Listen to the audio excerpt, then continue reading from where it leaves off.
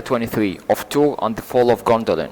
It has been told that Tuor, the brother of Húrin, was slain in the battle of unnumbered tears. And the winter of that year, Ran, his wife, bore a child in the wilds of Mithrim, and he was named Tuor, and was taken to foster by Anal of the Grey Elves, who yet lived in those hills. Now when Tuor was 16 years old, the elves were mended to leave the caves of Androth, there where they dwelt, and to make their way secretly to the havens of Sirion, in the distant south. But they were assailed by orcs and easterlings before they made good their escape. And Tuor was taken captive and enslaved by Lorgan, chief of the easterlings of Hithlum. For 3 years he endured the thraldom, but at the end of that time he escaped and returned to the caves of Androth. He dwelt there alone, and did such a great hurt to the easterling that Lorgan set a price upon his head. But when Tuor had lived thus in solitude as an outlaw for 4 years, almost set in his heart to depart from the land of his fathers, for he had chosen Tuor as the instrument of his design. Leaving once more the caves of Androth, he went westward across to Lumen, and found Anon and Gelith, the gate of the Noldor, which the people of Turgon built when they dwelt in Nivras years before. Thence a dark tunnel led beneath the mountains and issued into Niniak, the rainbow cleft, through which a turbulent water ran toward the western sea. Thus it was that Tuor's flight from Hithlum was marked by neither man nor ox, and knowledge of it came to the ears of Morgoth. And Tuor came to Nivrast, and looking upon the Bilgard, the great sea, he was enamored of it, and the sound of it, and in the longing for it were ever in his heart and ear. Longing means yearning or enchanted by, and unquiet was on him that took him at last into the depths of the realms of Olmor. Then he dwelt in Nifras alone, and the summer of that year passed, and the doom of Nargothrond drew near. But when the autumn came, he saw 7 great swans flying south, and he not knew them for a sign that he had tarried over long, and he followed their flight along the shores of the sea.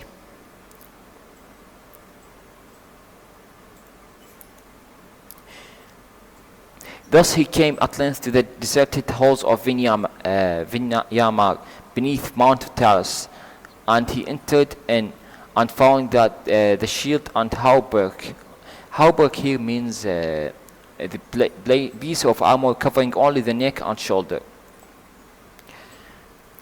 and the sword and helm that Turgon had left there by the command of Olmor long before. And he arrayed himself in those arms, went down to the shores, but there came a great storm of the west, and out of the storm Olmor, the Lord of Waters, arose in majesty and spoke to Tuor as he stood beside the sea. And Olmor bade him depart from that place and seek out the hidden kingdom of Gondolin. And he gave Tuor great cloak to mantle him in a shadow from the eyes of his enemies. But in the morning, when the storm was past, Tuor came upon an elf standing beside the walls of Vinyamar, and he was Voronwe, son of Aronwe of Gondolin, who sailed in the last ship that Turgon sent into the west. But when that ship, returning at last out of the deep ocean, foundered in the great storm within sight of the coast of Middle Earth, Olmor took him up alone of all its mariners, and cast him onto the land near Vinyamar. And learning of the command laid upon Tuor by the Lord of Waters, Voronwe was filled with wonder, and did not refuse him his guidance to the hidden doors of Gondolin. Therefore they set out together from that place. As the fell winter of that year came down upon them out of the north, they went warily eastward under the eaves of mountains of shadow. At length they came in their journeying to the pools of Ivren, and looked with grief on the defilement wrought there by the passage of Glaurung the dragon. But even as they gazed upon it, they saw one going northward in haste, and he was a tall man, clad in black, bearing a black sword. But they knew not who he was, nor anything of what he had befallen in the south. And he passed them by, and they said no word. And at last, by the bow that almost set upon them, they came to the hidden door of Gondolin. Passing down the tunnel, they reached the inner gate, were taken by the guards as a prisoner. Then they were led up to the mighty raven of Orkar, barred by 7 gates. Barred here means healed by 7 gates, or closed by 7 gates, and brought before Icthelion of the fountain, the warden of the great gate at the end of the climbing road, and there too cast aside his cloak, and from his arms he poured from Vinyamar. It was seen that he was in truth one sent by Olmo. Then Tuor looked down upon the fair vale of Toomladen, set as a grand jewel amid the encircling hills, and he saw far off upon the rocky height among Gwareth, Gondolin, the great city of 7 names, whose fame and glory is mightiest in song of all dwellings of the elves in hither lands. At the bidding of the Icthelion, trumpets were blown on the towers of the great gates, and they echoed in the halls. And far off but clear there came a sound of answering trumpets blown up while the white walls of the city, flushed with the rose of down upon the plain. Here flushed means become red or excited. Thus it was the son of who rode across Toomladen and came to the gate of Gondolin, and passing up to the wide stairway of the city, he brought at last to the tower of the king, and looked upon the images of the trees of Valinor. Then Tuor stood before Turgon, son of Fingolfin, high king of the Noldor, and upon the king's right hand there stood Maeglin, his sister's son, but upon the left hand sat Idril Celebrandal, his daughter. And all that heard the voice of Tuor marveled, doubting that this were in truth a man of mortal race, for his words were the words of the lords of water that came to him in that hour. And he gave warning to Turgon that the course of man does now hasten to its fulfillment, when all the works of the Noldor should perish. And he bade him depart, and abandon the fair and mighty city that he had built, and go down Syrian to the sea. Then Turgon pondered long the counsel of Ulmo, and there came into his mind the works that were spoken to him in Vinyamar. Love not too well the work of thy hands, and the devices of thy heart, and remember that the true hope of the Noldor life in the west cometh from the sea. But Turgon was become proud and Gondolin as beautiful as the memory of elven Tyrion, and he trusted still in its secrets and impregnable his invulnerable strength, though even Avala should gainsay it. Gainsay means deny it or contradict it because of its high beauty. And after the nearness Ernodia, the people of the city desired never again to mingle in the wars of elves and men without, nor to return through dread and danger into the west, shut behind their pathless and enchanted hills. They suffered none to enter though. He fled from Morgoth, hate pursued, and tidings of the lands beyond came to him faint and far, and they heeded them little. The spies of Angband sought for them in vain, and their dwelling was as a rumor and a secret that none could find. Maeglin spoke ever against Tuor in the councils of the kings, and his words seemed the more weighty in that they went with Turgon's heart. And at the last he rejected the bidding of Ulmo and refused his counsel. But in the warning of the Avala he heard again the words that were spoken before the parting Noldor on the coast of Araman long ago, and the fear of treason was awakened in Turgon's heart. Therefore, in that time, the very entrance to the hidden doors in the circling mountains was caused to be blocked up, and thereafter none went ever from the Gondolin on any errand or of peace or while the city stood. Tidings were brought by Thorin, the Lord of Eagle, of full of the Nargothrond, and after of the slaying of Thingol and Doir his hair, and of the ruin of Doriath. But Turgon shut his ear to the word of the wars without, and vowed to march never at the side of any son of Fëanor, and his people he forbade ever to pass the leaguer of the halls. And Tuor remained in Gondolin for its bliss and its beauty, and the wisdom of its people held him enthralled. And enthralled means enchanted by it. And he became mighty in stature and in mind, and learned deeply of the lure of the exiled elves. Then the heart of Idril was turned to him, and his to her, and Maeglin's secret hatred grew ever greater, for he desired above all things to boast her, the only heir of the king of Gondolin. But so high did Tuor stand in the favor of the king that when he had dwelt there for 7 years, Turgon did not refuse him even the hand of his daughter. For though he would not heed the bidding of Olmo, he perceived that the fate of the Noldor was wound with the one whom Olmo had sent, and he did not forget the words that Hur spoke to him before the host of Gondolin departed from the battle of unnumbered tears. Then there was made a great and joyful feast, for Tuor had won the hearts of the people, save only of Maeglin and his secrets following, and thus there came to pass the second union of the elves and men. In the spring of the year after was born in Gondolin Eärendil, half-elven, the son of Tuor and Ediril Celebrimbor, and that was the 500 years and 3 since the coming of the Noldor to the Middle Earth. Of surpassing beauty was Eärendil, for a light was in his face as a light of heaven, and he had the beauty and the wisdom of the elder as the strength and hardihood of the men of the old. And the sea spoke ever in his ear and heart, even with the Tuor his father. Then the days of Gondolin were yet full of joy and peace, and none knew that the region wherein the hidden kingdom lay had been last revealed to Morgoth by the cries of Húin when standing in the wilderness beyond the encircling mountains, and finding no entrance he called on Turgon in despair. Thereafter he thought of Morgoth was spent unceasing on the mountains land between Anak and the upper waters of Sirin, whither his servant had never passed, yet still no spy or creature out of Angband could come there because of the vigilance of the eagles, and Morgoth was thwarted in the fulfillment of his design. Thwarted here means prevented. But the Ediril Celebrimbor was wise and fair-seeing, and her heart misgave her, and forbidding misgave her means full with doubt, apprehension, and foreboding.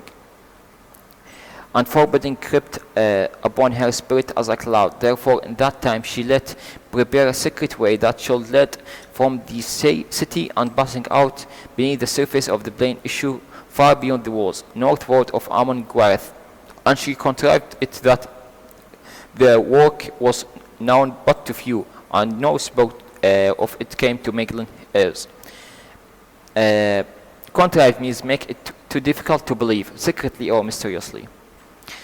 Now on the time when Eärendil was yet young, and Maeglin was lost, for he has been told loved mining and quarrying after metals above all other craft, and he was master and leader of the elves who walked in the mountains distant from the city, seeking after metals for their smithing of things both of peace and war.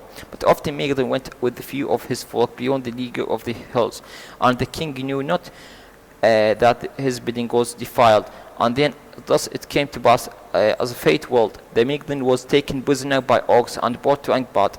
Maeglin was not weaking or craven, but the torment wherewith was threatened cowed him. Cowed him means he make him cowed. He wasn't tormented or cowed, but he threatened to be tormented. He was cowed, and he betrayed his life and freedom by revealing to Morgoth the very place of Gondolin, and the ways whereby it might be found, and assailed. Great indeed was the joy of Morgoth, and to Maeglin he promised the lordship of Gondolin as his vassal, and the possession of Ediril Celebrimbor when the city should be taken.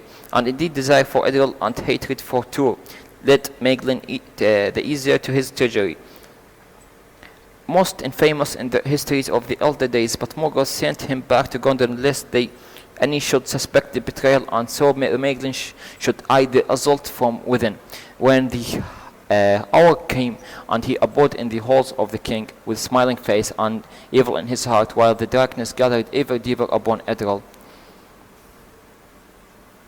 At last, in the year when Eärendil was 7 years old, Morgoth was ready, and he loosed upon Gondolin his ballows and his orcs and his wolves, and with them came dragons of the blood of Glaurung, and they came now many and terrible. The host of Morgoth come over the northern halls where the height was great and the watch just vigilant. Vigilant means here means less vigilant. And came to at night upon a time of festival when all the people of Gondor were upon the walls to await the rising sun and sing their song at uplifting. For the morrow was the great feast that morrow here means tomorrow. Morrow means tomorrow. Was the great feast that they named the gates of summer, but the red light mounted the hills in the north and not in the east, and there was no stay in the advance that the four until they were beneath the very walls of Gondolin, and the city was beleaguered. Beleaguered means surrounded, without hope, of the deeds of desperate valor there done by the chieftains of the noble houses and their warriors, and not least by Tuor. Much is told in the fall of Gondolin of the battle of Icthelion. Much is told in the fall of Gondolin of the battle of Icthelion, of the fountain with Gothmog, lord of Balrogs, in a very square of the king, where each slew the other, and of the defense of the tower of Turgon by the people of his household, until the tower was overthrown, and mighty was its fall, and the fall of Turgon and its ruin.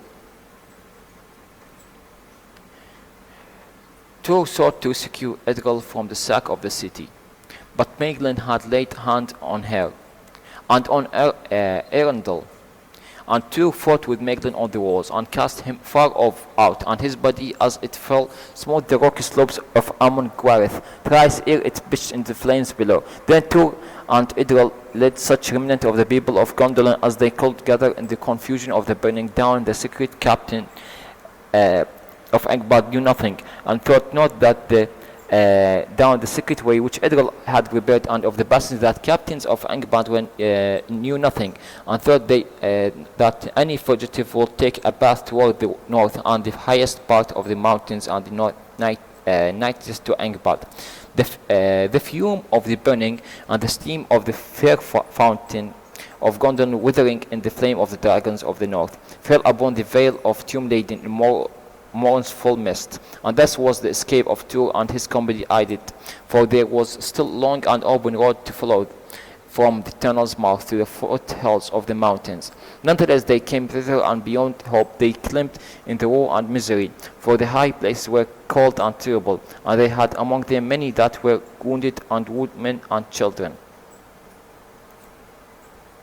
There was a dreadful pass, Cirith Thoranath. It was named the Eagle's Cleft, where beneath the shadow of the highest peak a narrow path wound its way.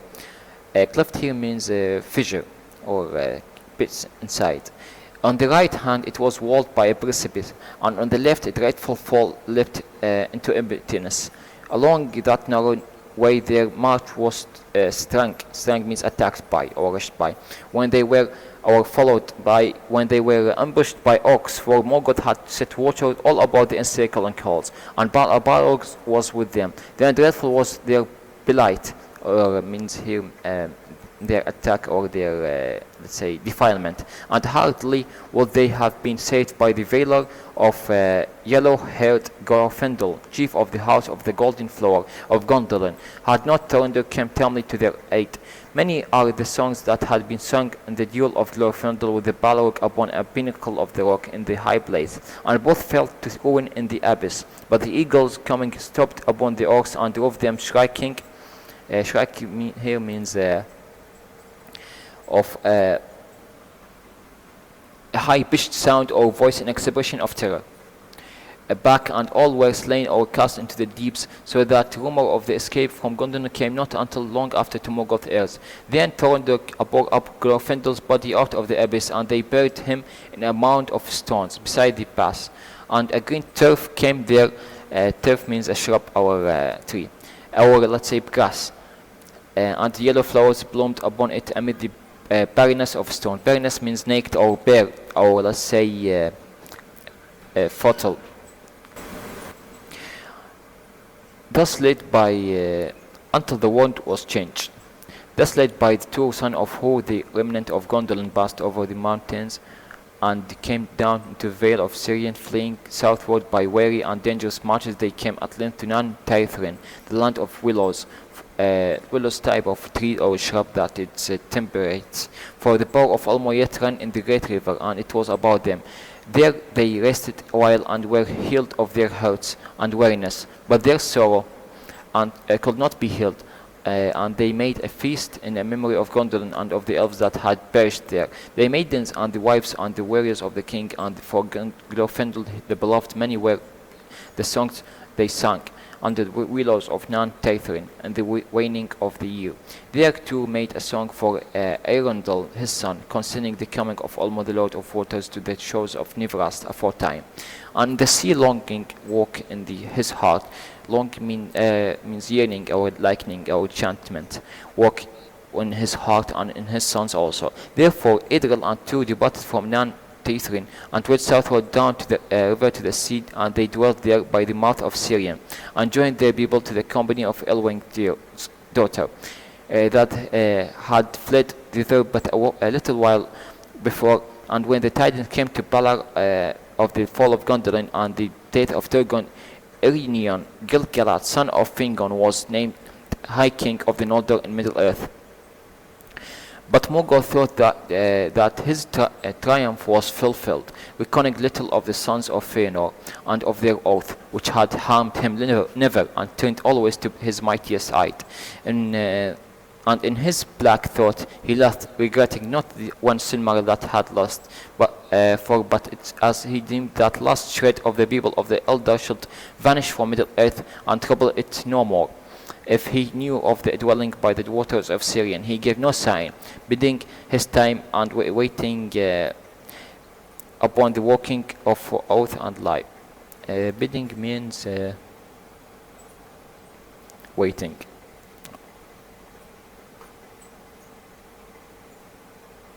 Yet by Sirion and the sea there grew up the elven folk, the gleaning of the Doriath and Gondolin, and from Valar the mariner of the Círdan came among them, and they took to the waves of the buildings of ships, dwelling ever nigh to the coasts of Arvinian, under the shadow of Olmo's hand. And it said that in that time Olmo came to Valinor out of the deep waters, and spoke there to the Valar of the need of the elves, and he called on them to forgive them and rescue them from the overmastering might of Morgoth, and went back the Silmarils, wherein alone now bloomed the lights of the day's bliss, when the two trees still shone in the Valinor. But Manwë moved not, and of the counsels of his heart was tale shall tell. What tale shall tell? The wise have said that that hour was not yet come, and that only one speaking in person for the cause of both elves and men, pleading for pardon on their misdeeds and pity on their woes, might move the counsels of the powers and the oath of the Fëanor. Perhaps even Manwë could not lose until it found its end, and the sons of Fëanor relinquished the Silmarils. Relinquish here means rejected or voluntarily ceased to keep our claim, or another means forsaken, upon which they had laid their ruthless claim. Ruthless means rush, or let's say rough claim, for the light which let the Silmarils the Valar themselves have made. In those days Tuor felt old age creep upon him, and ever a longing for the deeps of the sea grew stronger in his heart. Therefore he built a great ship, and he named it Eramé, which is sea wing, and with Idril Celebrimbor he set sail into the sunset and the west, and he came in no more into any tale or song, but in after days it was sung that Tuor alone of mortal men was numbered among the elder race, and was joined with the Noldor whom he loved, and his fate is sundered from the fate of men. And this is the end of this chapter.